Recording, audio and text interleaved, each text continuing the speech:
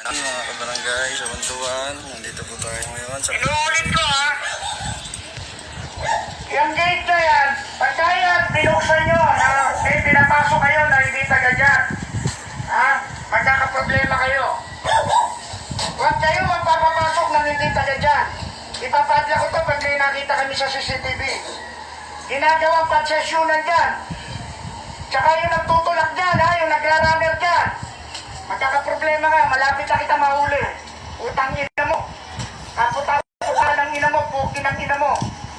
Malaman-laman lang namin kung sino yung nagbabagsak o nagbebenta na siya ko dyan. Utang ina mo ka.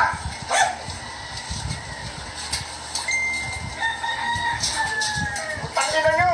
Tapos kayo, pagka yung kahirapan, isisisi nyo sa gobyerno.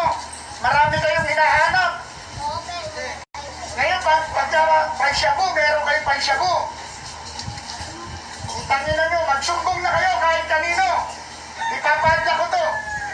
Wala kayong matadaanan dito. Subukan nyo.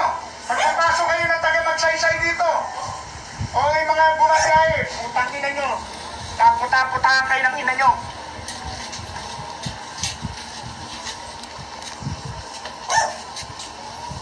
Magsumbong na kayo kahit kanino kayo magsumbong.